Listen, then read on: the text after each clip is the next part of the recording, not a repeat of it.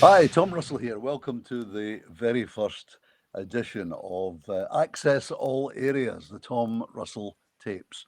I've been very fortunate to have been in the music business for nearly 50 years. And for 45 years of that, I've been on the radio playing rock music, and been very fortunate to get to interview major rock stars all over the world for the last 45 years. So all these tapes, or a lot of these tapes, were lying about in my attic, my loft. And I thought to myself, it's a shame I'm not as young as I used to be. So one fine day I'll not be here. And I thought it'd be a shame if all these tapes just get binned when there's a lot of people out there who might be interested in listening to them. So I've got together with a couple of old rock stalwarts from these parts, Scott and Andy, and we're going to be putting these out every now and again over the pit in the next few months. So hopefully you can lie back and relax and enjoy the Tom Russell Access All Area tapes. And the man who's going to, or the two men who are going to be asking me questions and trying to see if I can remember what we're talking about is Scott and Andy from the Apollo Memories website. Guys, How you doing, Tom? How are you doing, Tom? This is quite exciting. This when Scott when you said lie back, relax, took me back to when I was a child. yeah. Steady. I had my headphones in and I was listening to Tom Russell. That's it. Right, nothing untoward going on. Okay, so let's start by playing this recording. Can you remember where you recorded it, Tom, with Mr. Coverdale? Well, it's David Coverdale of Whitesnake, and I think I haven't dug out all the tapes, but there's at least 4 or 5 interviews that I did with David Coverdale over the years, and this is, I think, the third one that I did with him. It was recorded around about 1989, and it was after the phenomenal success of the '87 album that sold millions of copies. This was the follow-up album. It was called Slip of the Tongue, and typical Coverdale tongue-in-cheek. But during the interview, there's a few of the tongue-in-cheek moments that we throw into the conversation, and David answers the questions quite well. Oh, it's all right. What do you remember particularly about this interview, Tom? I remember the record company phoned me at a record shop in Bishopbriggs at the time, and the record company phoned me and said, Whitesnake have got a new album recorded, Tom. As you know, the last album sold millions of copies, the 1987 album. So it's now in 1989, and they're releasing this new album, Slip of the Tongue. Would you like to come down to London for the day and meet up with David and do an interview? I said, of course. So they sent me up a plane ticket. I flew down British Airways and made my way to EMI at Manchester Square in London, and that's where we recorded this interview. And what was David like? I mean, you'd met him before, obviously. Did you remember who you were? Very much so. Yeah. He was the rock fraternity, as in artists, radio DJs, television people, press people, is fairly small. You know, when you think about it, if it was George Michael that was releasing a new album, there'd be thousands, hundreds of thousands of journalists, radio presenters, etc., wanting to do interviews. Mm-hmm. But as we've discussed before, the rock music has always been the underdogs. It's always been a wee bit unfashionable. Therefore, the number of radio presenters, especially in those days, that were interested in a new Whitesnake album in the UK was fairly limited. In America, there'd be hundreds and thousands. In Japan, except Germany, these places, the thousands of people wanting interviews. But in the UK, there was only a small bunch of us. So David, yes, I would say he knew me before we walked down Buchanan Street and he saw me. He would say, Tom, how you doing? Not all of the artists would, but David certainly would. And if you think about the interview now, I mean, I know it's a long time ago, but we've all been listening to it, haven't we? What really stuck out for you from the interview before we listened to it? What was the moments that you thought, gosh, I remember that? Well, as you said, we're going to be listening to the interview in just a couple of minutes.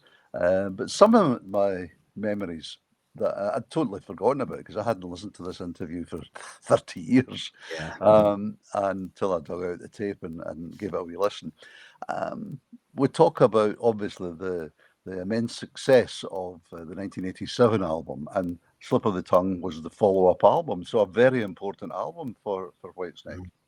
We also talk about the writing of the songs. He wrote most of the album with Adrian Vandenberg, and he talks about the differences in guitarists, differences in the songwriting. He talks about his wife, glowingly.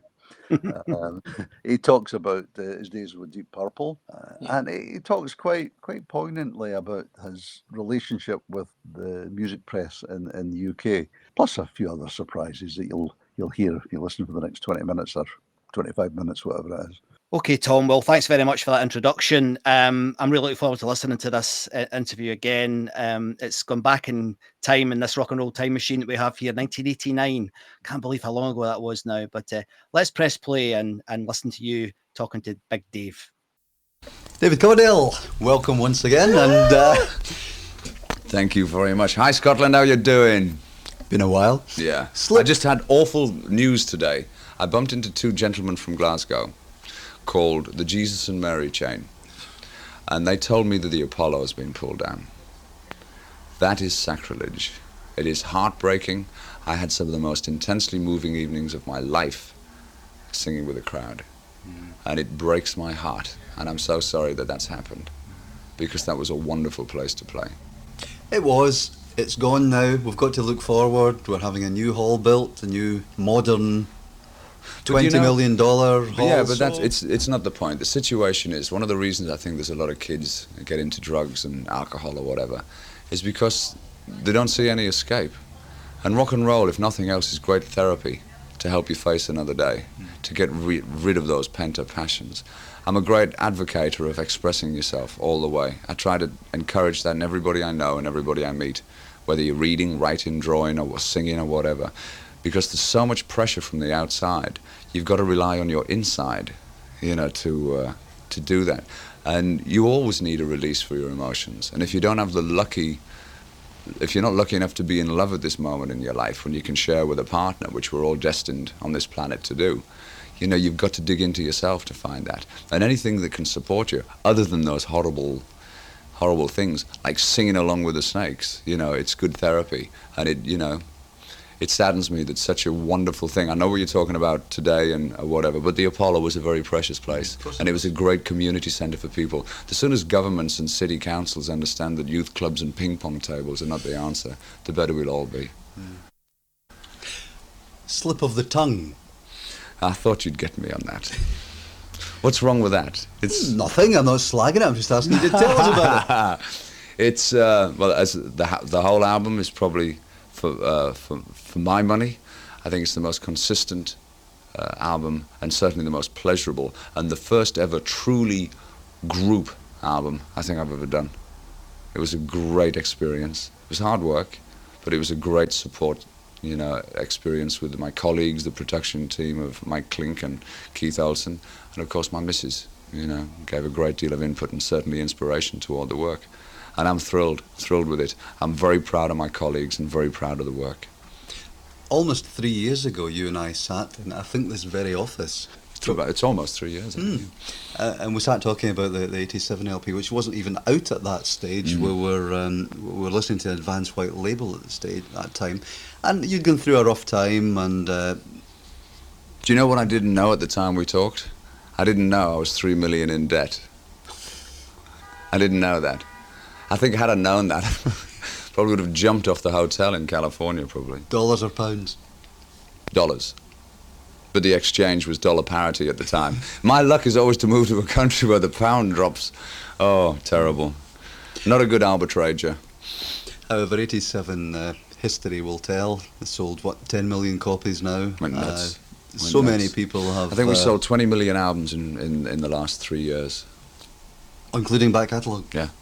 Incredible. It's nuts, absolutely nuts, and it's a testament to the fact that it's a pat on the back, which I don't seem to get from elements of the British press, for believing in hard rock and pushing forward for it.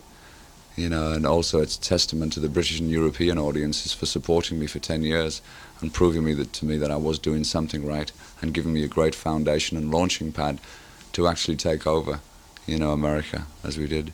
I couldn't have done it without the help and support that I received from British audiences. 87 was primarily written by yourself and John.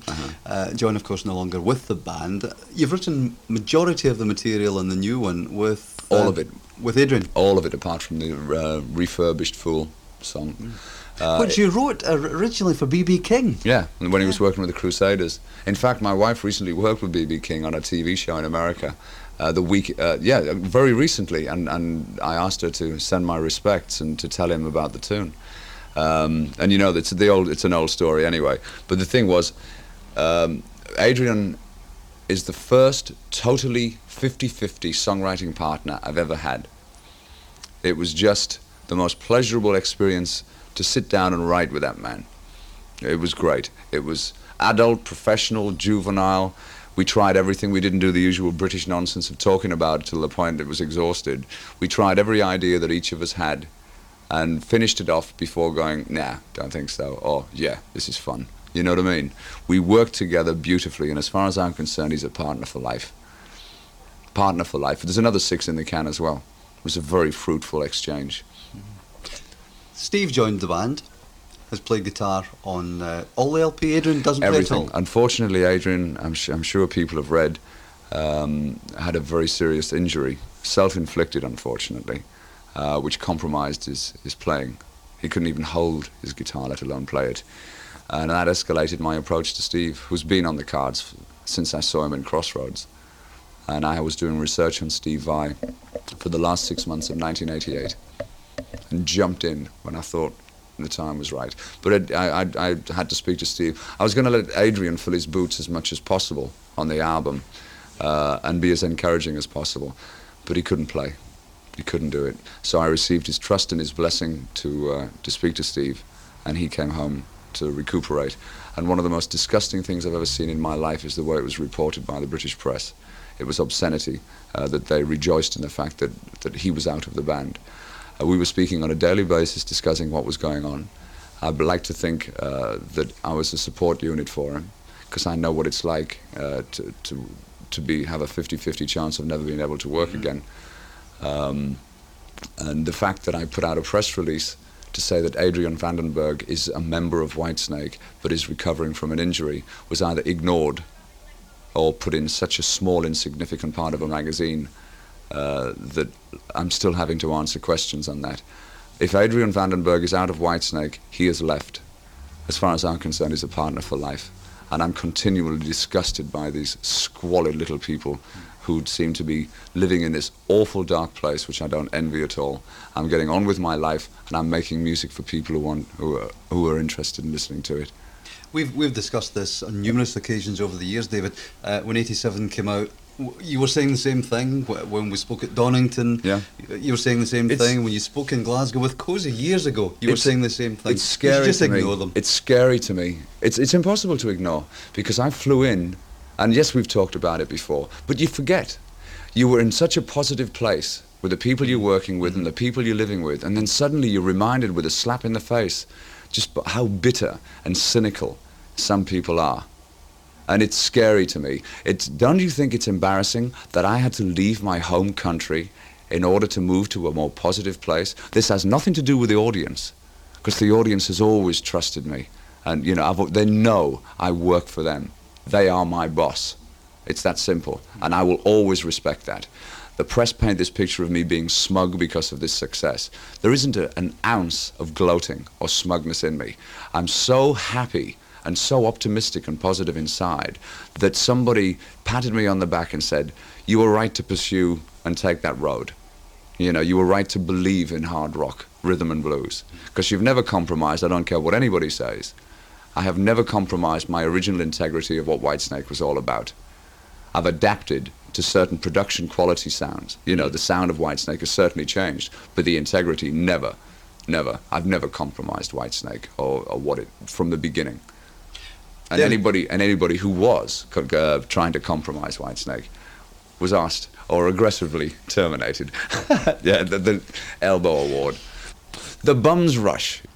Kittens Get Claws. Ooh, mama, mama. This is a tune, this is Steve Vai's favourite song. And every sound you hear that sounds cat-like is all guitar. It's a testament to his genius. There's little alley cats in there, there's panthers in there growling. It's a sexy little tune. And it's about the ultimate woman. And we all know what they look like. Lyric in that one, David, is it about the missus? Well, I never like... With all the songs I do, they're all documents of my life. It's just the kitten bit. Yeah, well, that's obvious. That's quite an easy link. But women are generally feline and cat-like and have been worshipped since the dawn of man or whatever. It's for any man for his woman, you know, because women, as I say, are cat-like, and they can be sweet and purring and demure, and then suddenly the nails come out and the fangs. Well, women are the most unbelievable creatures that can either elevate you to Superman status or make you feel like a piece of doo-doo on the street, you know. And it's just a song about the ultimate woman. Just think about it as your missus. It's just a, you know, it sounds like Kittens, doesn't it? However, her name isn't Kittens anymore. It is Coverdale. Coverdale, as a matter of fact. Live work, David. I was privileged to be at the Odeon at Hammersmith the other night, yeah. and Aerosmith were playing rather well and came on for an encore and dragged this guy on to sing with them in the encore. And lo and behold, it was David Coverdale. Aye, yes, I was... The last thing I expected, actually gone down, and I don't mean this negatively to Aerosmith because I was going to go and see him at Wembley, but I'd gone down to check out the Choir Boys, who I'd heard, and I was very impressed, and I was still looking for an opening act for the American tour. And this, I'm very... even though it's obviously, the critics are going to go, it sounds like the Faces. So what? The Faces don't exist anymore. 15 years ago. And these kids are potential stars. You know, I really enjoyed them, and I went down, I got to the Hammer Odeon real quick. I mean, forgive me, real early, and to catch the whole show. And I was most impressed. Yeah, there's a couple of ragged edges, but that's rock and roll, you know. And then suddenly, the ghosts of Hammersmith and the Whitesnake Choir, you know, and all this stuff. And all these memories, and I was going, oh my God, and I was in a wonderful place, but it was weird, you know, it was like history was, like a lot of ghosts around me. And I realised I've never really been in the audience at Hammersmith Odeon. And then Stephen, of course, finds out I'm there, Stephen Tyler, and my missus is going, go on, get up. And I'm going, no, I'm tired, I haven't sang for 3 months, and it's not like riding a bike, you know. And so I said, well, what shall we do? And I get this message back with a set list and stuff. And I see the Beatles song, I'm Down, which I can remember because McCartney, I think, based it on Long Tall Sally. So I thought, I wonder whether I could sing those lyrics, you know, and get away with it. And forgetting the part that goes, how can you laugh when you know I'm down? You know, that part. So I'm standing there and I'm really confused and I'm going, oh God, you know, but what if people don't want to see me? What if there's, you know, a negative reaction? Because, I mean, you can believe your press. You know what I mean? And according to the press, nobody's interested in seeing me here. So, you know, it was a bit nervy and I had a couple of wee toddies before. And so what had happened, Stephen's wife had called New Jersey in America to get a friend, to get a Beatles songbook, to tell her the lyrics of I'm Down over the phone. Right, this is while the show was going. I had no idea this was happening. And the next thing, I'm dragged backstage, ready to go on for the encore, and given this huge white plaque, you know, with the lyrics to I'm Down. I said, I can't walk on this. I look like, you know, I look like a yacht. You know, it was huge. So the roadies slipped it on stage while the band were off, and Stephen introduced me, and it was just, it sounded like they missed me as much as I missed them. You know, it was wonderful, and I'm delighted that they invited me, and I was honoured to share the stage with such a legendary band and great singer. So when are you going to come back and play for us with the new Whitesnake? Well, this is the absolute truth. The British tour was supposed to start November the 15th. British and European tour. I was coming here first.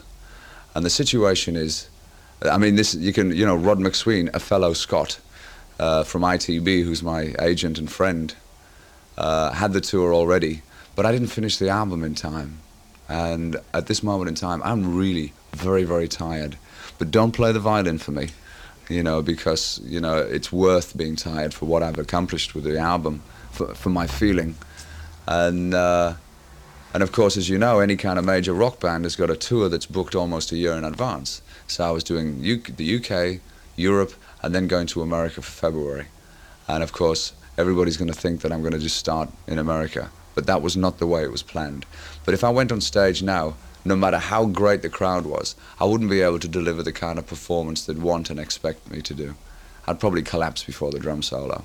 I'm pretty worn out, and I have to build up that stamina so I can come out here and inspire you Whitesnake choir members to take the roof off. Honest to God.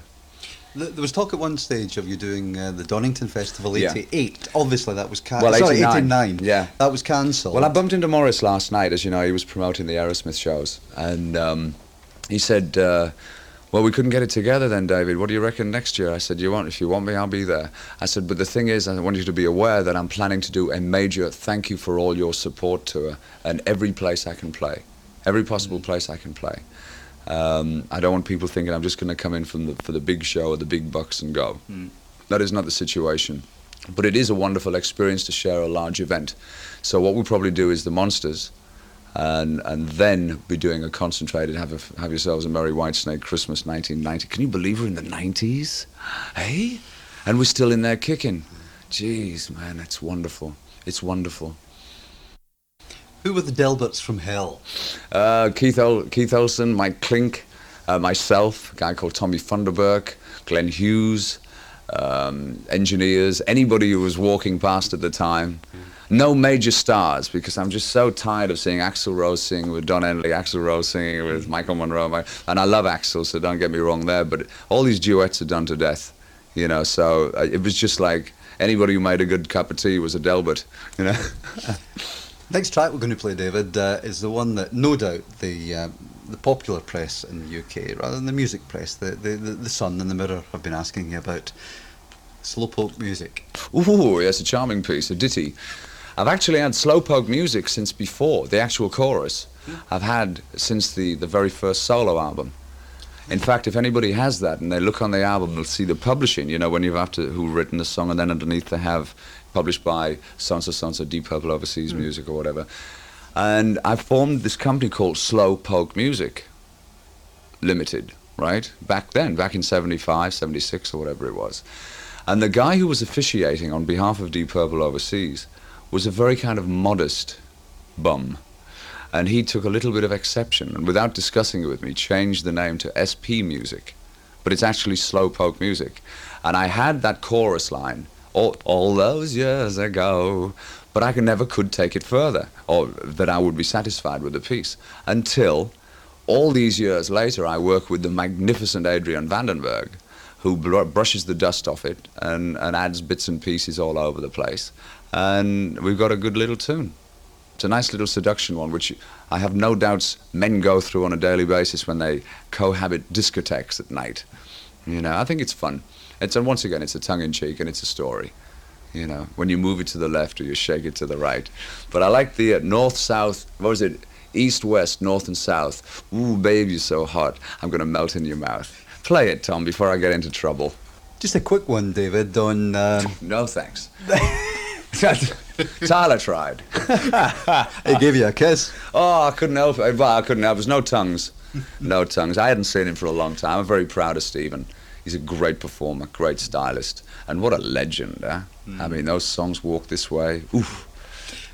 Just a wee quick one on going back in time. I know you don't want to live in the past, but I'd like to ask you what you felt when you heard that Deep Purple and Ian Gillan had parted company yet again. Well, I think I was alerted to it when I saw by accident Mike Klink, the producer, you know, of Guns N' Roses and The Slip of the Tongue.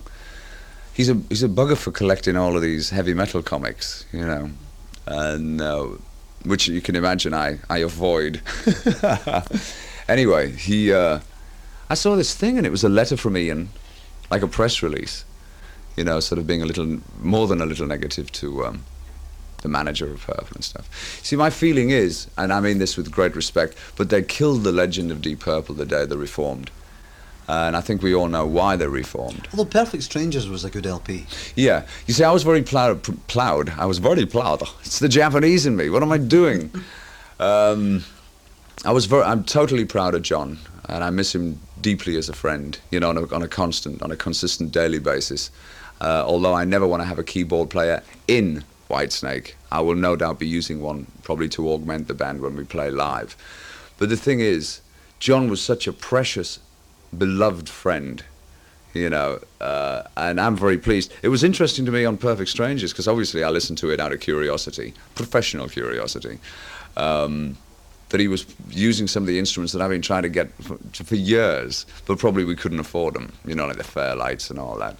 But yeah, I agree, there was some good moments on it. Knocking on Your Back Door, serious theme. Gillan totally denies, of course, what it's about. Of course. Well, he's an aspiring politician, I understand, you know. Member of Parliament for hard rock. But I don't know. I don't know how... I know how bad the egos can be within that lineup. You know, when I was reading all the stories about how much they missed and loved each other, I had to have a chuckle, you know, because I do know the other side of it. But, I mean, there's room for us all, and as long as John's happy, I'm delighted. I mean, that is my wish. And hopefully he's making some good dough as well. That'll be grand. David, hard rock, heavy metal, rhythm and blues, whatever you like to call it, has come a long way and changed a hell of a lot since the young lad from Redcar was invited to join Deep Purple way back in the 70s. Memories of those days compared to now, are you happier and more content in your life now? Oh, God, it's night and day. I mean, had I achieved this kind of success earlier, I wouldn't have been ready for it, with all the collective experience under my belt. Number one, I wouldn't have been living with the right people, I wouldn't have been working with the right people, and I wouldn't have been the kind of person who could have accepted it as graciously as I did when it happened. It's really very strange, because it's only recently the work that I did with Deep Purple was made available in Japan on CD, and I got all of these things sent over to me. So of course I listened to them, because I haven't heard them for years. And I heard all of this like kid, because it was the first album I ever made, Burn. The first time I'd written songs for an album. And I was hearing like all the rough parts and stuff, and remembering as it was when we recorded it, and Glenn and me in the studio, and me arguing with Richie and all kinds of stuff. And I listened to, Well, you know... You had arguments with Richie, didn't you? Oh yeah, there was something, yeah, he was very silly sometimes. I was working all day and night writing lyrics and stuff, and nobody told me one morning there was a photo session. And I was literally just getting into bed. And I'd been up literally all night working in the studio. And the tour manager called up and I said, "What are you talking about?" And that's legitimate, nobody told me about it. And then the next thing, there's this terrible kicking at the door. And I got out of bed, and I was, you know, northern lad, not impressed. And I opened the door, and Richie's going there. He said, "Look, mate, in this business, you've got to look after yourself. You can't have people telling you everything." And I grabbed hold of him and smacked him up against the wall. And I said, "Don't with me, you know, studgy." And it was a kind of, ooh.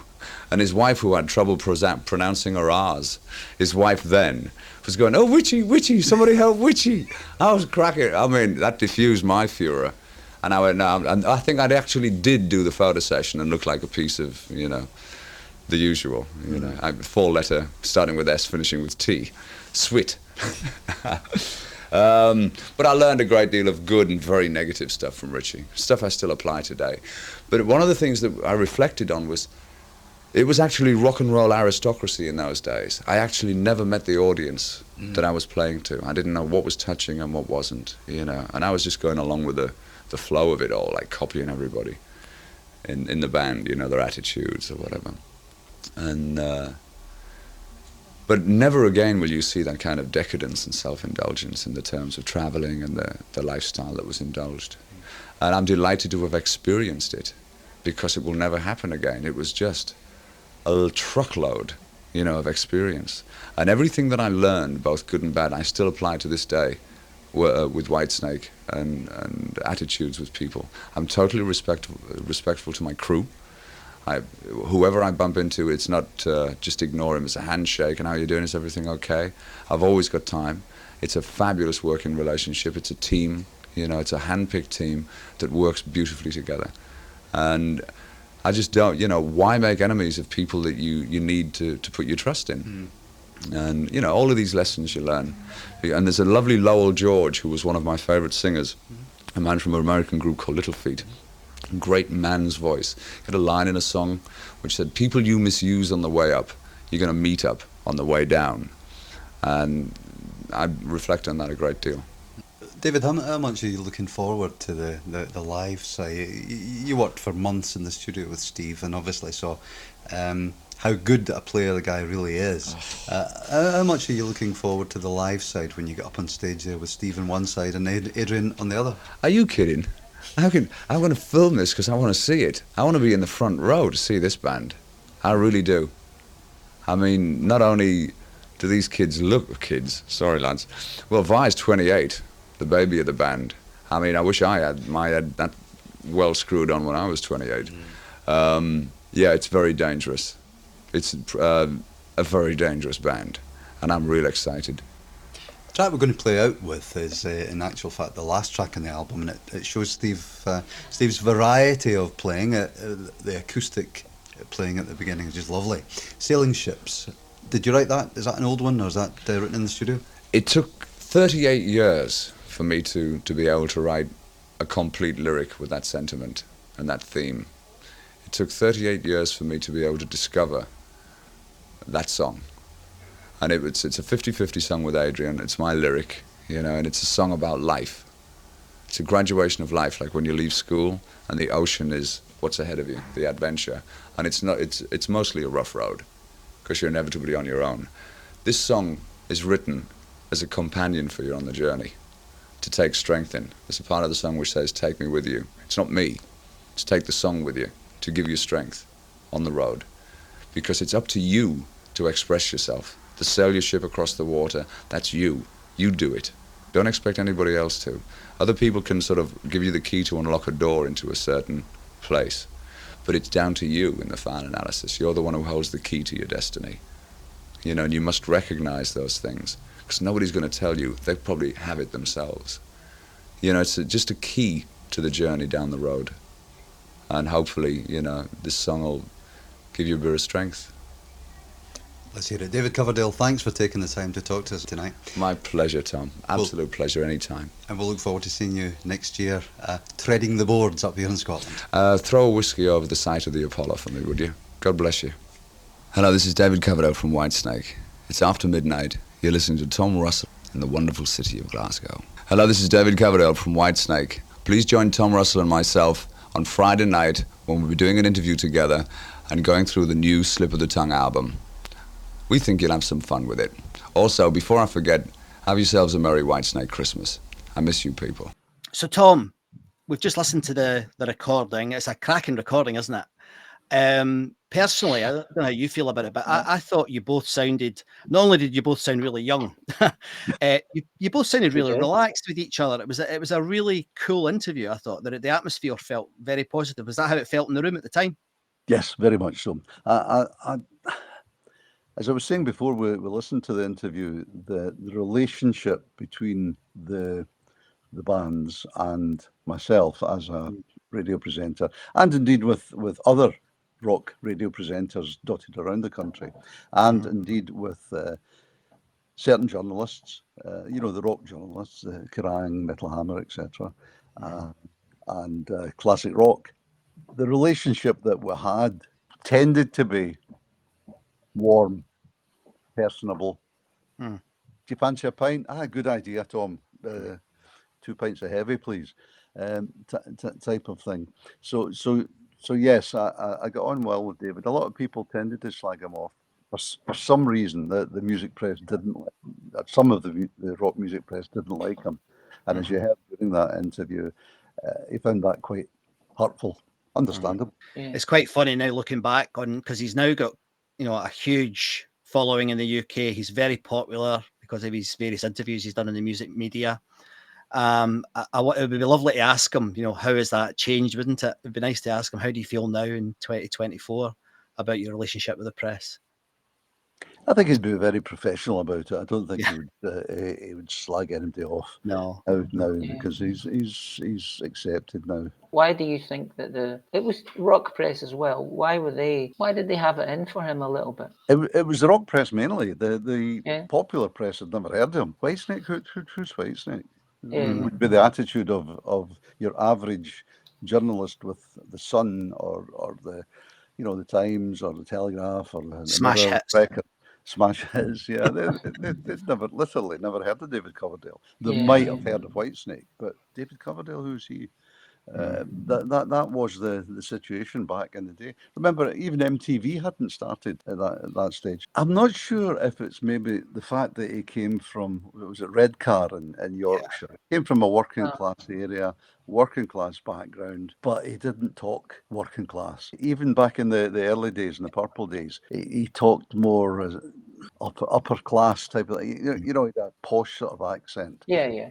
So why that should make any difference? Some of the journalists, I think, thought he was a bit of an arse, but most of the rock fans didn't. The rock fans that didn't like him didn't go to see him, but 100,000 people went to see him when he played at Donington with Whitesnake. Yes. Yeah. So Yeah. it's just sad. And the good news is that he's still here, 2024. He's still recording. Whether he'll tour again, who knows? His voice maybe isn't as strong as it used to be. I'm sure he'd accept that. But he's left us with some great music, great memories. Do you know, and I was at that Donington the first time they headlined with Cozy Powell and the band, etc. And I remember, and I've seen it, there's a video of it, Tom, I don't know if you've seen it. He bursts into tears at one point because the crowd are singing the song and it's as if he can't believe it. You know, he's like, wow, and he's crying. And you hear his voice crack because he just can't keep his emotions. You know, was it In the Love in the Heart of the City? I think it was, and it was just like, wow, you know, and you know, a great, one of the best gigs I've ever been at. On that subject, he starts the interview without any prompting, talking about something that's very close to me and Andy's hearts, and that's the Glasgow Apollo. It felt, I don't know how you both felt, but I thought he felt really genuine at that point about the Apollo and his affection for it and how sad he was about it closing. I agree. In fact, it was almost as if he had that in his head and he was determined to get it in, because I think I started by saying, hi, welcome, we're here with David Coverdale, and immediately with the Jesus and Mary chain have just told me that the Apollo's been pulled down. You know, I barely got a sentence out, which lovely. Was fine. But yes, I think he genuinely he loved the Apollo. In fact, do there's Apollo Memories have a Whitesnake concert on? We do. We've got there's various ones actually. There's quite a lot of Whitesnake material available from the Glasgow days back in the Apollo days. So we've got quite he's very pop. I mean, he even gave it a mention at a recent gig that they did at the new venue in Glasgow, at the Hydro. He gave it a mention then as well, which was only a few years ago. So he's maintained that affection for the Apollo, which is lovely for us. Yeah. Okay, so then he talked. The thing also got me there, guys, and I don't know how you felt about it, but he talked about the importance of music to young people in terms of, you know, keeping them off the booze, keeping them off the drugs. He got quite philosophical actually about the role of these places. I mean, what did you think of that, Andy? What did you think of that? I thought that was great. I thought, well, he's obviously like a deep, not a concern, but it's a deep interest of his to keep people away from the bad, you know, bad stuff like drugs. And he sort of like, he was making sure that you knew as a listener that he saw the Apollo, or it could have been any venue actually, any venue of that style, but that it was more than a venue, it was a community, and the community needed to be nurtured. And if you took that away, that would dissolve into nothing, and the people the kids would have nothing to do. I mean, you did say, Tom, that they were building the new, what was it, the SECC at the time? You know, that was such a cultural icon, but I'm joking there, but it was, you know, it was there. The concert's there. I remember going and I was like, oh, this isn't such a great thing. No. But anyway, back to Dave. I mean, I think the thing that again struck me, we're broadcasting out here to the world, not just to Scotland, but there was that relationship with the Apollo, and as there is the relationship with the Hammersmith Apollo in London, as there is with the halls in Leicester and, you know, Sheffield and, you know, and Newcastle City Hall, etc. I wonder what it is, and it'd be interesting both of your opinions on this. I mean, why is it? I mean, it's very unlikely there's going to be an SACC Memories. You might get a book or a list of it, but you're not going to get like the Barrowlands, another venue in Glasgow. It's iconic. There's the Barrowland Walk, and there's a real cultural thing about it. You know, people really care about it. they're not going to do that unless I've got it wrong, and I could have it wrong, but I can't imagine the hydro memories. I just can't imagine it. But maybe I'm wrong, guys. What do you think? I mean, is it still culturally as important as it used to be? The venue itself, the gigs probably are, but the venue still as important? My opinion, I can remember my mother and father talking about, but it's not the same as the Glasgow Empire. The Glasgow Empire, that's where comedians used to come and go on the stage, and they would know then if they were good or bad. If they could win an audience over at the Glasgow Empire. So my mum and dad's generation had their Apollo. Yeah. The Glasgow Empire. Yeah. There was the Alhambra. There was King's Theatre, which is still there. We're talking in Glasgow, about Glasgow, obviously, by the way, but London's the same. The old theatres, was it the Old Vic and the different theatres in London. So I can't imagine a book coming up, the wonderful memories of the Glasgow SEC or the Wembley Arena or Manchester Arena or whatever. But who knows? The young teenagers of today may well be watching this and saying, what are they talking about? The Glasgow Apollo. What was the Glasgow Apollo? So but I also think it might be a matter of size. If you've got a huge audience, you don't have not as intimate. That's the word. It's not an intimate, even though the Apollo was quite a big venue. It was quite big enough to be intimate. The other, like at the weekend there, I went to see a band in a venue in Sydney called the Enmore Theatre. It's an Art Deco 1930s building, recently done up. It's beautiful. It's amazing inside, and they take out all the seats for big gigs, and then when there's like a sit down, they'll put in seats. It's a sloped thing, and it's a small. It's maybe like a 2,000 seater. Maybe you can get 2,000 people in it, but when you take the seats out, it's 2,000 whatever. Anyway, so that's got a small enough people will be able to have a distinct memory. In a big venue, everything. There's things everywhere going on.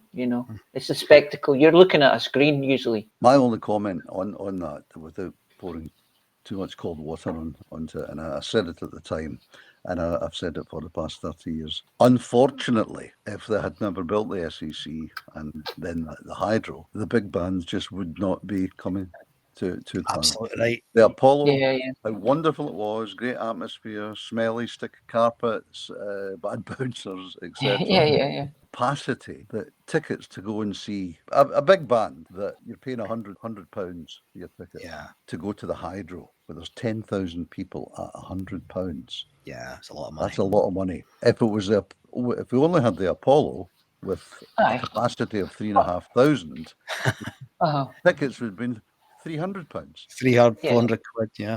I agree with the fact that there is a place for a large venue because but that venue, O2 Academy in Glasgow, and the one that burnt down. No, that was the ABC. The ABC. So that was that's smaller than the Apollo. The O2 is smaller than the ABC, or the comparable size. The O2 is about 2,000, I think. All right, okay. So I've never been there because I haven't been to a gig in Glasgow in 27 years. So there always is I think there's a place for a small venue. Anyway, we're getting way. Anyway, talking about David Coverdale. Yeah. No, this is fine. What I'll just say is you're listening to Access All Areas, the Tom Russell tapes. If you've got any comments on what we've just been talking about in relation to the size of venues, let us know in the comments section because we'd love to hear what you think about this conversation. So can I bring us back to the Coverdale interview, Tom? And the next part of the conversation goes on to talk about the album Slip of the Tongue and how proud he is of that album. It's the most complete album he's ever made as a part of a team, etc. What did you think about that part of the interview? Well, David says that about every album. And every other rock star that I've interviewed over the past 40 years says that about every album.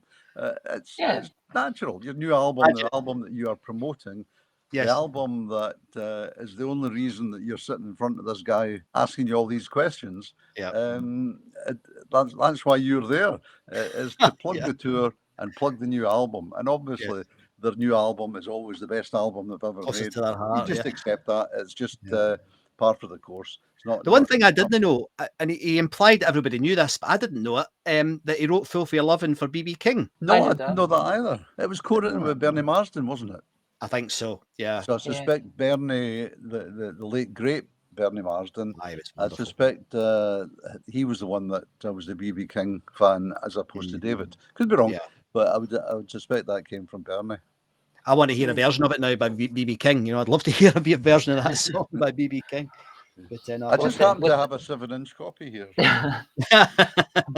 Vinyl. Mate, with the AI, it's possible. It's definitely it's possible. possible. In It fact, is it's very possible. possible. You're absolutely right. Yeah, let's go into the eye and have a go at it. When he talked about when he recorded the 1987 album, he personally, it was over $3 million in debt. $3 million in Yeah. debt. So if that album had not taken off and had not sold well, Slip of the Tongue might never have been recorded. And every album since might never have been recorded. If it was already 3 million in debt. He then went on, I don't know if there's a relationship here, maybe there is, but he then went on, and you mentioned it earlier, Tom, he went on to talk about his relationship with the British press. Now that was quite I wasn't shocked, but he was definitely quite clear about the fact that he wasn't comfortable with that relationship. He didn't think it was a fair relationship. How did you feel about that part of the interview? I agree 100%. As I said earlier, I think the British press were over the top cruel about his work, about him personally. What can you do about it as an artist? All you can do is perform to your best when you're on stage, write and record your to your best. Yes. And as he said during the interview, at the end of the day, it's down to the public. And if they buy the album and if they like it, if they go to the concert, buy the tickets for the concert, then who's right? It's interesting that because I think, and it's a bit like, you know, Oasis couldn't sell a sausage roll in America, and yet they're all over the British press. And here's Whitesnake, way bigger band, you know, in terms of record sales than Oasis will ever be. And yet the British press are so in love with them. It's very odd, isn't it? I mean, do you think, again, I mean, Oasis are a rock band as well, but they're a popular type of rock band, if you know what I mean. They're not a rock and roll band. But what is that about? I mean, is it just press led, do you think? Or is it the way the press influence the music fans in the UK, or is it just to do with the musical taste in the United Kingdom? I think it's partly that. And I think, again, it goes back to the 70s and the 80s, where in any comparable sized town to Glasgow or Newcastle, or indeed Manchester, Bristol, Plymouth, Liverpool, any comparable sized town in America had 20 radio stations that you could listen to. You had a population of 1 million people, and you could, if you happen to like pop music, you had a choice of 2 or 3 different stations. If you like country music, you had a choice of a couple of stations. If you liked jazz, classical, speech, whatever, you had a choice. If you liked rock, you had a choice of probably 3 or 4. You could listen. You could press button 1 and listen to classic rock. Press button 2, blues. 3, new releases. Press button 4, alternative. So you had this massive choice. So it was perfectly natural for a young radio presenter that happened to like rock music to get a job and have a career in it. In the UK, in the 70s, there was 2 shows a week on the radio. There was nothing on television. There's no way in a million years you would have an interview with David Coverdale or with Angus Young or John Bon Jovi or any of these guys on television in the 70s and 80s. I realised John Bon Jovi was a bit young in the 70s. But you know what I mean? The point still stands. I remember, I was only a child in the 70s, but I remember David Bowie and particularly Slade, who were a rock band. I mean, absolutely fantastic rock band. But and the Sweet, another one, you know, they had the singles, but the Sweet were a massively talented and I think underrated band in terms of the quality of the musicianship and the singing. But they were on the telly. But why weren't, you know, Deep Purple or, you know, even Led Zeppelin? You know, they didn't get a lot of exposure on the television. I never saw Led Zeppelin on the television until probably the late 80s or the early 90s, you know. So it's quite, I mean, this is probably not the subject for this interview, but I can see why he was so frustrated. I can definitely see it because it doesn't make any sense to me at all. So if you're looking for a career in America in the 70s as a radio presenter and you happen to like rock music, you had a a wide choice. Yeah. You know, there's hundreds of radio stations that you could apply to as a tea maker.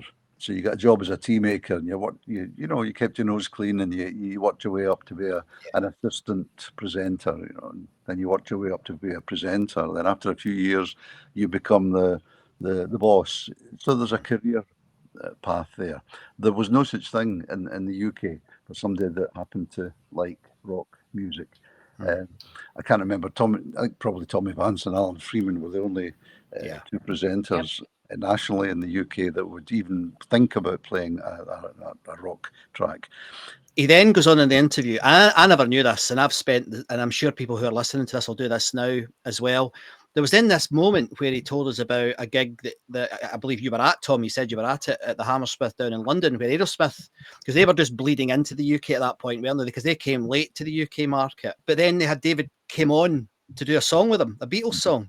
I'm down. Absolutely fun. It's on YouTube. I've just listened to it. And Coverdale's doing his usual yodeling and all the rest of it with the crowd. It's fabulous. What was that like? Do you remember that moment? No.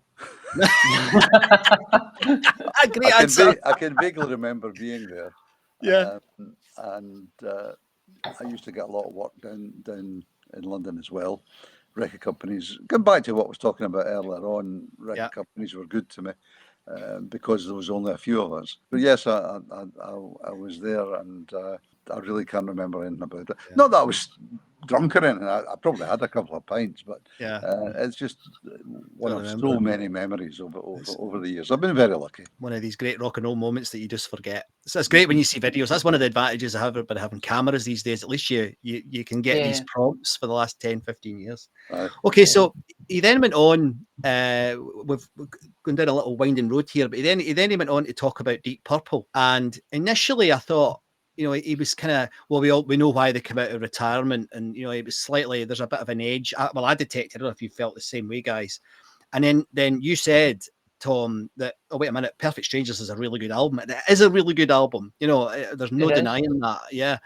What do we remember about that time, guys? I mean, for me, it was, I don't know if he was, do you think it was animosity there, or was it just his relationship with Richie that was the issue? I didn't detect much animosity, but you know, there were rivals.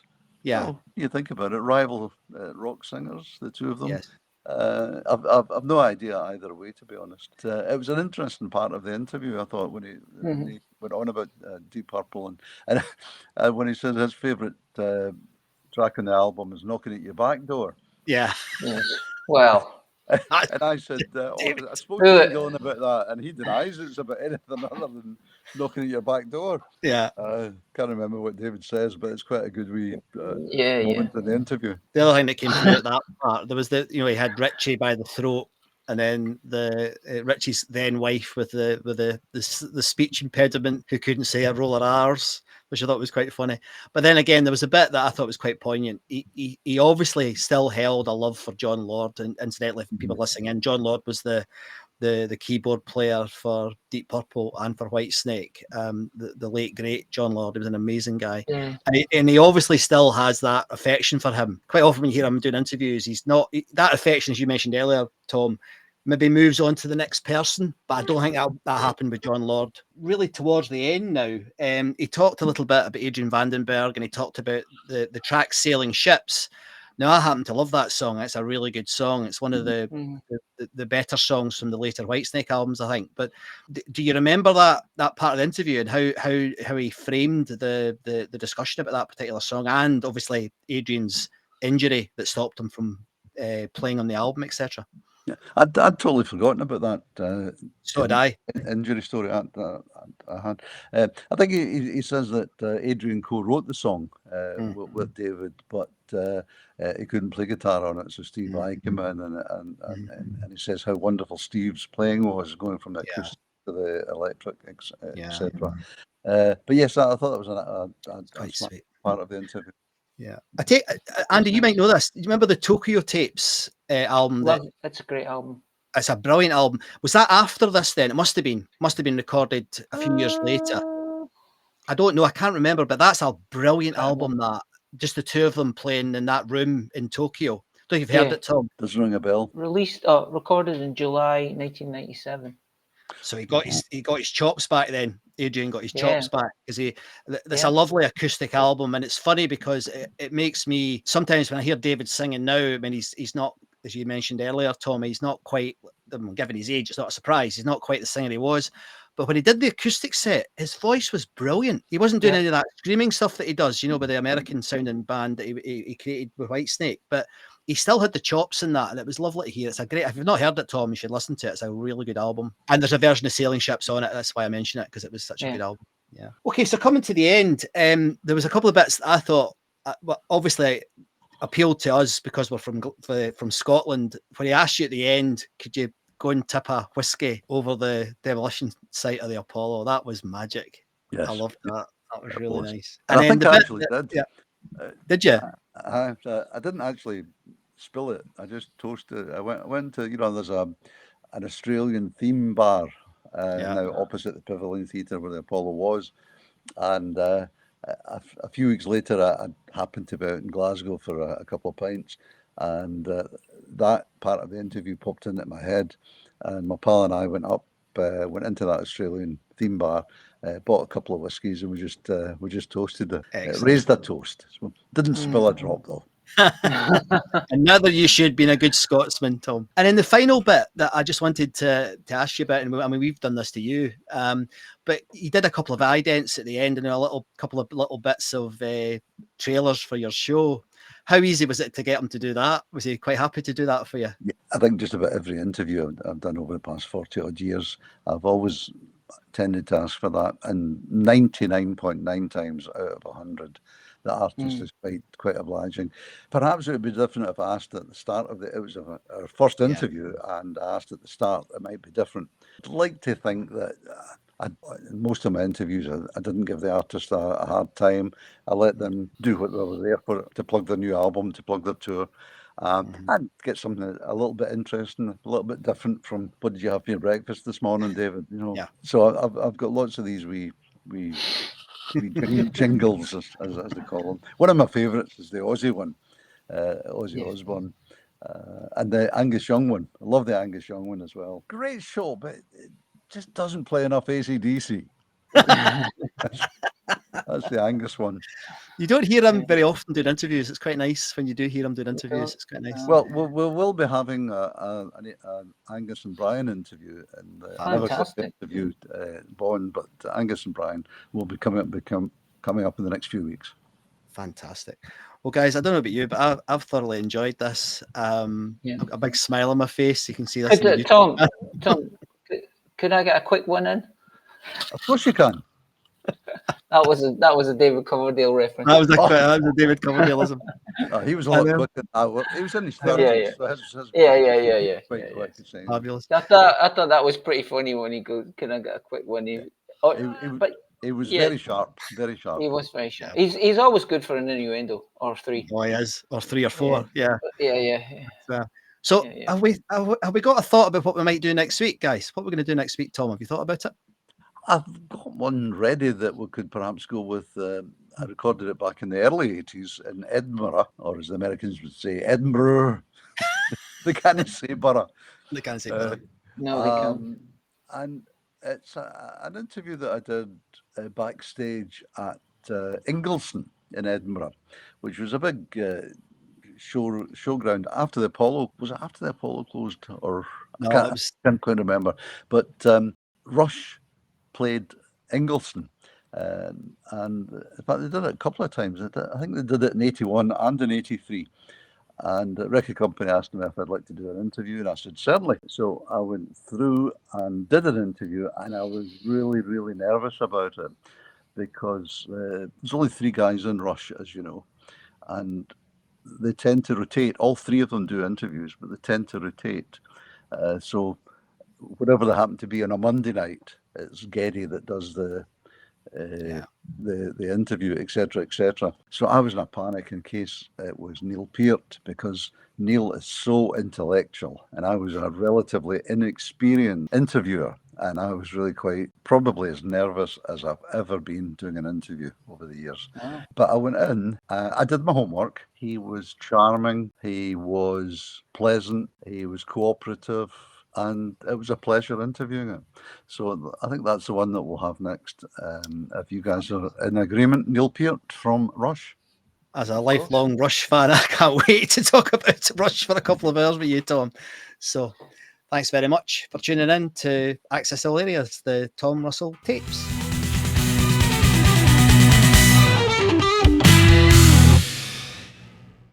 Well, hopefully you've enjoyed this podcast. We've got lots more already recorded and lots more still to do. I've been rummaging in my loft, in my attic, on a regular basis. So if you'd like to subscribe, it costs you nothing. Just press the button that says subscribe and we'll tell you when the next one's coming up. Thanks for watching and listening.